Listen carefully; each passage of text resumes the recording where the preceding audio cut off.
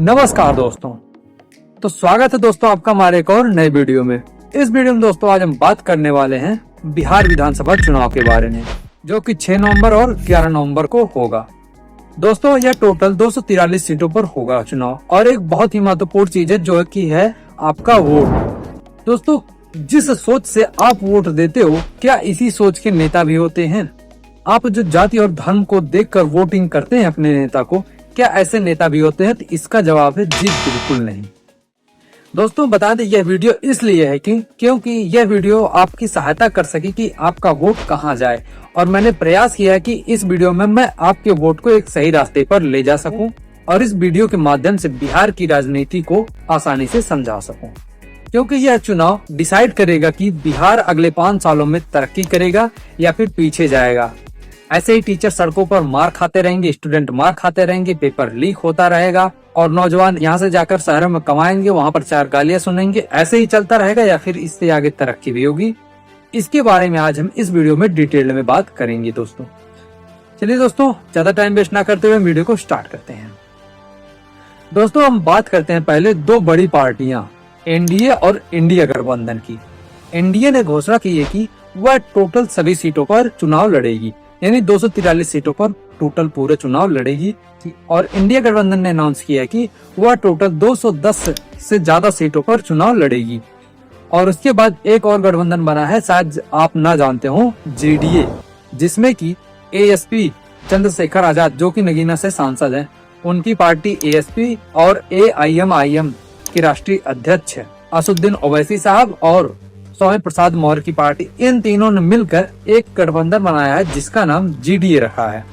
और दोस्तों यह पार्टी टोटल 64 सीटों पर चुनाव लड़ेगी बिहार में। और अब हम बात कर लेते हैं दोस्तों एनडीए गठबंधन और इंडिया गठबंधन ने अपने कैंडिडेट को, किस जाति के कैंडिडेट को कितनी संख्या में उतारा है। आप यहाँ पर ये ग्राफ में देख सकते हैं। यह ग्राफ आज तक के माध्यम से हमने लिया है। इसमें आप देख सकते हैं कि कैसे जाति के आधार पर कैंडिडेट को उतारा गया है। मुस्लिम समुदाय को बीजेपी वालों ने एकदम पीछे कर दिया है, और फिर एससी वालों को भी इसमें बहुत ज्यादा काट दिया, लेकिन सवर्ण को देखिए कितना आगे रखा है। जबकि यही तेजस्वी यादव जो कि इंडिया गठबंधन के सीएम का चेहरा है, और नीतीश कुमार जी जो कि इंडिया गठबंधन का सीएम का चेहरा है बिहार के।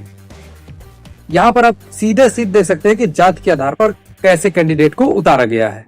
जो हम और आप देखकर ये देते हैं ना कि ये इस जाति के हैं, ये इस जाति के हैं, हम इनको वोट देंगे ना, लेकिन ये नेता लोग को देखो, इसमें हर जाति के नेता हैं, लेकिन क्या वे जाति देखकर जाते हैं? नहीं, हमारी जाति की पार्टी है, हम इसमें जाएंगे। लेकिन हम और आप ही हैं जो जाति को इतना ज्यादा महत्व देते हैं और देखते हैं कि ये हमारी जाति के नेता, उन्हीं को वोट दे देते हैं।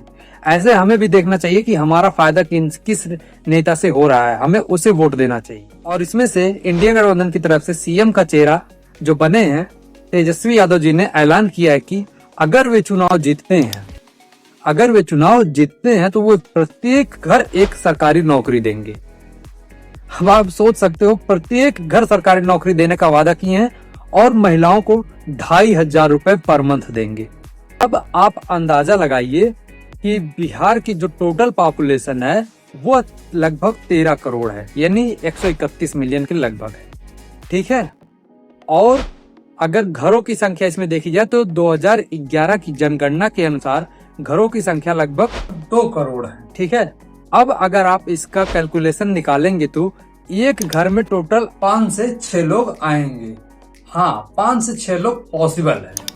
और अभी तक टोटल बिहार में लगभग 4 लाख गवर्नमेंट जॉब मिले हुए, मतलब एम्प्लॉयड है, सरकारी जॉब वाले हैं। ये कैसे अगले 5 सालों में इतनी ज्यादा जॉब दे देंगे?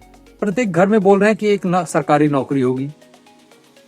उतना ही कहिए जितना कर पाए, ऐसे ही फेंक कर मोदी जी की तरह आप भी निकल लेंगे। और आपको यह भी बता दें कि जो बिहार में पॉपुलेशन है 13 करोड़ की, उसमें लगभग 63% ओबीसी और ईबीसी कैटेगरी के लोग आते हैं, और 20% एससी समुदाय से आते हैं, 2% एसटी समुदाय से आते हैं, और 15% केवल जनरल कैटेगरी से आते हैं। केवल 15% जनरल कैटेगरी से आते हैं, लेकिन इंडिया गठबंधन में देख सकते हैं उसमें से इतने ज्यादा कैंडिडेट उतारे गए हैं। तो दोस्तों ये है इनका राजनीतिक माहौल, कैसे लोगों को बेवकूफ बनाकर उनसे वोट लिया जाता है।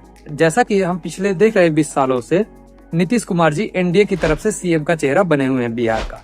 लेकिन उसमें लगातार भ्रष्टाचार बढ़ रहा है। जैसे कि एसएससी स्कैम हो रहा है, बीपीएससी पेपर लीक हो रहा है, शिक्षकों को मारा जा रहा है, स्टूडेंट को मारा जा रहा है, और बिहार में इतना ज्यादा अत्याचार बढ़ चुका है कि 5वें नंबर पर आता है बिहार भ्रष्टाचार में। तो अभी तक दोस्तों हमने जो भी रिसर्च किया, हमारी तो टीम है नहीं, हम अकेले ही जो करते हैं कहते हैं, उसमें रिसर्च किया, लेकिन कोई भी एग्जैक्ट ये हमें नंबर नहीं मिला कि 20 सालों में नीतीश गवर्नमेंट ने इतने स्कूल बनाए हैं, इतने हॉस्पिटल बनवाए हैं, इतने फ्री में इलाज करवा रही है, भ्रष्टाचार को कम की है। कुछ भी ऐसा देखने को नहीं मिल रहा।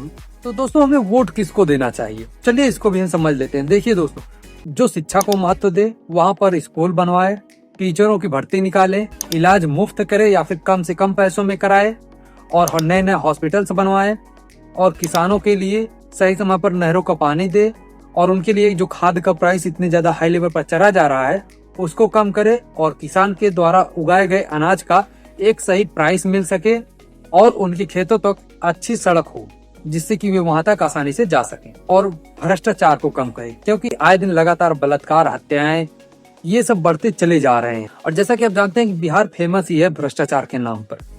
तो दोस्तों वोट उसी का करिएगा जो इन सब चीजों को ध्यान में रखकर काम करे। अगर आप सभी बिहारी या कोई भी सहमत हो तो आप ही एक एक शॉर्ट वीडियो बनाइए और इसी को अपलोड करिए और गवर्नमेंट को टैग करिए कि इतना काम करिए, तब हम आपको वोट देंगे। धन्यवाद दोस्तों, आज की वीडियो में इतना ही। ऐसी ही नई जानकारी के लिए हमारे चैनल को सब्सक्राइब कर लीजिएगा। मिलते हैं फिर अपने एक नई वीडियो में।